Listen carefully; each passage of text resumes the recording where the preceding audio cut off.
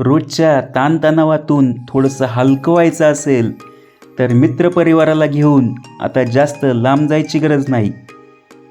करमाळ शहरापासून अवघ्या 3 किलोमीटर अंतरावर मांगी टोलनाक्याजवळ संदेश ॲग्रो टुरिझम सुरू झालेलं आहे. प्रशस्त, हवेशीर व प्रसन्न अशा या जागेत सध्या हुरडा महोत्सव सुरू असून अनेकांनी याचा लाभ घेतलेला आहे. आत प्रशस्त जागा असल्याने गाडी पार्किंग करायला कसलीच अडचण नाही. आत प्रवेश केल्यावर मंद आवाजात लावलेली इन्स्ट्रुमेंटल गाणी आल्या आल्याच वातावरण तयार करतात.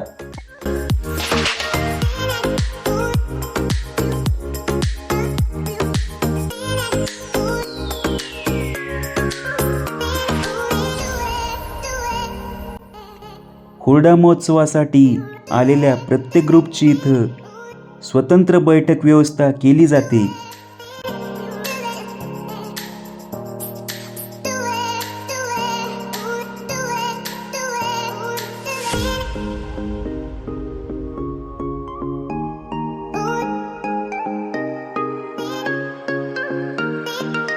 दुपारचं जास्तच ऊन तापलं तर या बनवलेल्या झोपडीमध्ये मस्त आराम करायचा.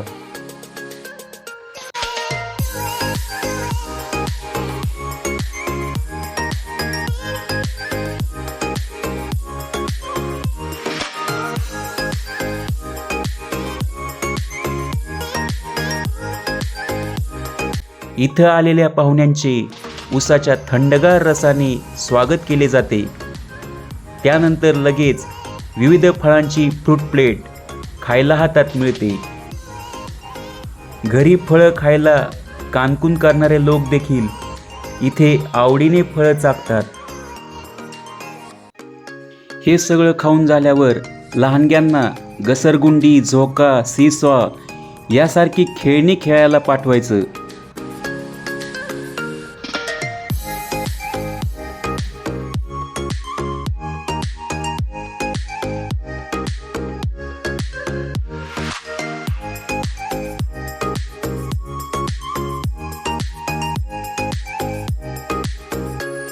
आणि मोठ्यांनी आपल्या लहानपणीच्या दिवसांना रिवाइंड करण्यासाठी बैठे खेळ सुरू करायचे.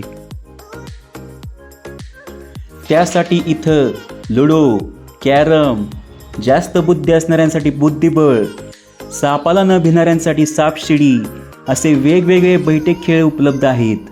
अगदी बसून बसून कंटाळा आला तर अंग मोकळं करायला बॅडमिंटन, व्हॉलीबॉल, निशाणा लावायचा डार्ट गेम असे वेगवेगळे खेळ तुम्ही खेळू शकता.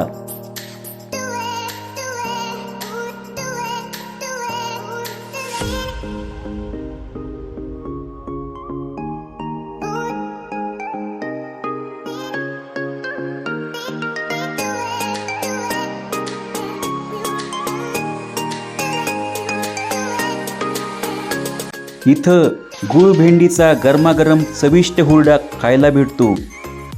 त्यासोबत खोबरे, जवस, कारळे, शेंगदाणा अशा वेगवेगळ्या तिखट चटण्या, त्याबरोबर गोड शेव, रेवडी, गूळ, फरसाण असा तिखट गोड पदार्थांचा संगम हुरड्यावर चाखायचा.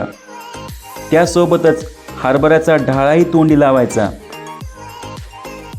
आणि खाता खाता इथं गल्लीपासून दिल्लीपर्यंतच्या गप्पा गोष्टी आणि चर्चा करायच्या. भूक लागली असेल तर जेवण लावायला सांगायचे. इथलं जेवण अस्सल गावरान पद्धतीने चुलीवरच बनवून दिलं जातं. यामध्ये चुलीवर बनवलेले बेसन आणि भाकरी, त्याच्याबरोबर ठेचा, लोणचं आणि पापड तोंडी लावायचं. या सगळ्या गोष्टींवर मनसोक्त ताव मारायचा आणि शेवटी जिलेबी खाऊन शेवट गोड करायचा. आणि सर्वात शेवटी हा असा बार वाजवून इथून बाहेर पडायचं.